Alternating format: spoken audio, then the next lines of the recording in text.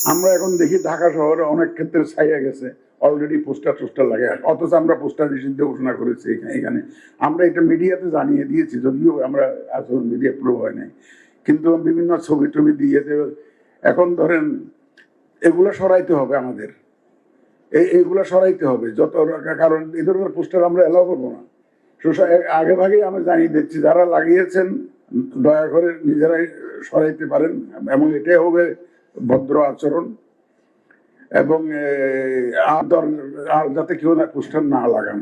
এই যে আমাদের আচরণবিধি যখন প্রকাশ হয়ে গেছে, আচরণবিধি অনুযায়ী দয়া করে আপনারা বিহেভ করবেন, নাহলে আমরা মনে করবো যে দল এটা করবেন না, আমরা মনে করবো যে নিয়ত সাফ না। আমরা because will be very tough, এই সমস্ত ক্ষেত্রে আমরা কিন্তু কোনো স্পেয়ার করবো না। কিন্তু আমরা ব্লাইন্ডলি কিন্তু will jump over those violations. এই ধরনের যেখানে ভায়োলেশনস হবে, ব্যত্যয় হবে, আমরা কিন্তু ঝাঁপিয়ে পড়বো কিন্তু যখন শিডিউল ঘোষণা হবে। তো এটা এই জন্য আমরা আশা করব মানে ভদ্র জনচিত ভাবে এখন থেকে এগুলো নিজেরগুলা নিজের সরিয়ে ফেলা এবং আর না লাগানো। সম্মানিত আমার সহকর্মী কমিশনার মহোদয়গণ, উপস্থিত জাতীয় নেতৃবৃন্দ, বিভিন্ন দলের জাতীয় নেতৃবৃন্দ, আমার সহকর্মীবৃন্দ, আজকের এই আলোচনা সভায় আপনাদেরকে সবাইকে স্বাগত জানাচ্ছি। আমরা অত্যন্ত আনন্দিত যে আমাদের আহ্বানে সাড়া দিয়ে আপনারা উপস্থিত হয়েছেন, কষ্ট করে উপস্থিত হয়েছেন। এই ধরনের আলোচনাটা খুবই গুরুত্বপূর্ণ বলে আমরা মনে করি। এই আলোচনাটা আমরা প্ল্যান করেছিলাম অনেক আগে থেকে করব, কিন্তু দেখা যাচ্ছে যে আমাদের রাজনৈতিক নেতৃবৃন্দের সাথে নির্বাচন ব্যবস্থা সংস্কার সংক্রান্ত এবং অন্যান্য সংস্কার কমিশনের রিপোর্ট নিয়ে দীর্ঘদিন ধরে ঐক্যমত্য কমিশনের সাথে আলোচনা চলছে।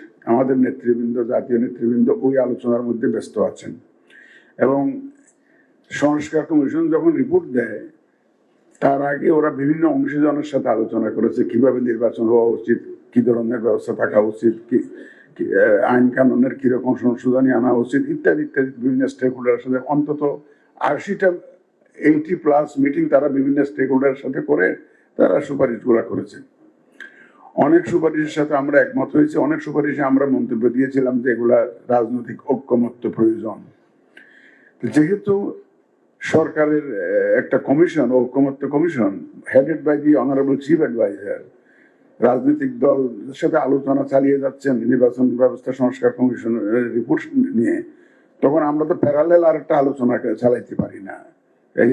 একই পলিটিশিয়ানদের সাথে আমরা প্যারালেল যদি চালাই, তখন বলবো যে এটা দ্বৈত, একদিকে এক ধরনের মন্তব্য আসতেছে, ডিসিশন আসতেছে আরেকদিকে, এটা তো হতে পারে না।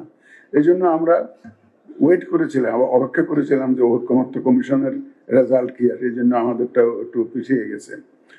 আমাদের যে আচরণবিধি যে কথা আমাদের সচিব মহোদয় বললেন, এটা কিন্তু আমরা ড্রাফট করার পরে ওয়েবসাইটে দিয়েছিলাম। অনেক রাজনৈতিক দলের কাছ থেকে আমরা লিখিত মতামত পেয়েছি, অনেক সংস্থার কাছ থেকে আমরা লিখিত মতামত পেয়েছি, সেগুলো আমরা ইনকর্পোরেট করেছি। তো এই হচ্ছে কারণ আমাদের দেরি হওয়ার। আমরা এটা ফাইনাল পেলাম বোধহয় 3 তারিখে মাত্র ফাইনাল পেলাম। আজকের থেকে আমরা গতকালকে তো গত পরশু আমরা ওই SRO নাম্বার নিয়ে আমরা পেয়েছি, এবং আজকেই আলোচনা শুরু করেছি। দেখুন, নির্বাচনে খেলবেন আপনারা, আপনারাই হবেন প্লেয়ার, আমরা রেফারির ভূমিকায়, এবং আমরা রেফারির ভূমিকায় প্রকৃত অর্থে একদম নিরপেক্ষ রেফারির ভূমিকায় আমরা থাকতে চাই। আমরা আপনাদের সহযোগিতা ছাড়া রেফারির কাজ করা বড় মুশকিল, সুষ্ঠুভাবে খেলা পরিচালনা করা মুশকিল। ইলেকশনটা আমরা কমিটেড, প্রতিশ্রুতিবদ্ধ জাতির কাছে যে আমরা একটা সুষ্ঠু, সুন্দর, ক্রেডিবল, গ্রহণযোগ্য নির্বাচন আমরা দিতে চাই, উপহার দিতে চাই। আপনাদের সবার সহযোগিতা নিয়েই এটা দিতে হবে। মূলত রাজনৈতিক দলগুলোর সহযোগিতা আমাদের দরকার হবে, কারণ মূল প্লেয়ারদের যদি সহযোগিতা না পাই তাহলে তো এটা প্রশ্নবিদ্ধ নির্বাচন হয়ে যাবে। সুতরাং আমরা আপনাদেরকে সঙ্গে পেতে চাই আমাদের এই চেষ্টার মধ্যে সঙ্গে পেতে চাই। একটা বিষয় এখানে পরিষ্কার করা বোধহয় আমি প্রয়োজন মনে করছি, আপনারা অন্যভাবে নেবেন না। যখনই একটা দল রেজিস্ট্রেশন পাবে নির্বাচন কমিশনের, আমরা যখন গেজেটটা করব, আমার কাছে এখন বোধহয় 51টা কটা আছে, রেজিস্টার্ড দল কটা আছে? 51টা না 54টা দল। এই 54টা দল আমাদের কাছে বড় ছোট নাই, 54টা দলই আমাদের কাছে সমান। আমাদের কাছে সমান, আমরা সমান গুরুত্ব দিয়ে দেখতে চাই। কারণ বড় ছোট মাপার ক্রাইটেরিয়া আমাদের কাছে নাই। আমরা মনে করব যে যারা আমাদের কাছে রেজিস্ট্রেশন পেয়েছেন, রেজিস্টার্ড দল, এরা আমাদের কাছে সমান। সুতরাং ওনাদের মূল্যবান মতামত, যেগুলো পরামর্শ, আমরা মনে করব যে পরীক্ষা নিরীক্ষা করে যদি যে গ্রহণযোগ্য হয়, এটা আমাদের জন্য অনেক উপকার হবে। আপনি আজকে আপনাদের সুচিন্তিত মতামত আমরা চাইব, এবং ইলেকশনের আগে, ইলেকশনের দিন এবং ইলেকশনের পরে এই 3টা ফেজে আপনাদের কোঅপারেশন লাগবে। শুধু ইলেকশনের দিন করলে হবে না, আগের থেকেই।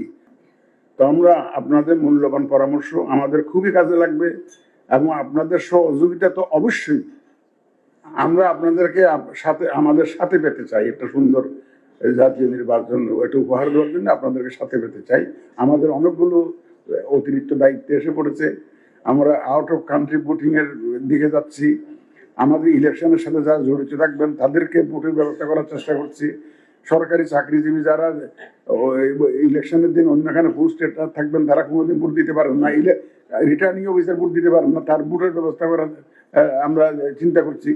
এখন তো আর একটা বিষয় খুবই আলোচনায় আছে, যে রেফারেন্ডামের একটা বিষয় এখন আমরা অফিসিয়ালি কিছু জানি না, কিন্তু আলোচনা যা দেখতেছি, এটাও যদি আমাদের উপরে এসে পড়ে, এই এমনিতেই তো বিশেষ পরিস্থিতির একটা বিশেষ সরকারের অধীনে নির্বাচন হচ্ছে।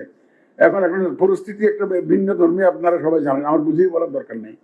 সুতরাং এর মধ্যে এই নির্বাচন করতে গিয়ে আমাদের অনেকগুলো অতিরিক্ত জিনিস কিন্তু আমাদের ঘাড়ে এসে পড়ছে। সুতরাং আপনাদের সহযোগিতা অধিকতর প্রয়োজন। এখন নর্মাল ইলেকশনে আপনারা যা সহযোগিতা করেন, এই ইলেকশনে আপনাদের সহযোগিতা আরো বেশি করে লাগবে, কারণ আমাদের উপরে এক্সট্রা বার্ডেন এসে গেছে, অনেকগুলো এক্সট্রা বার্ডেন এসে গেছে, যেটা নর্মালি আগের ইলেকশন কমিশনের কাঁধে ছিল না।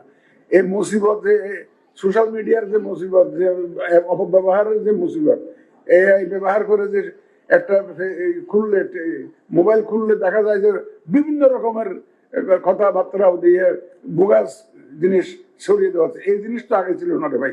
এটা এই জিনিসের মধ্যে এখন কি যুদ্ধ কত ফ্রন্টে আমাদের করতে হচ্ছে, দেখেন কতটা ফ্রন্টে আমাদের যুদ্ধ করতে হবে।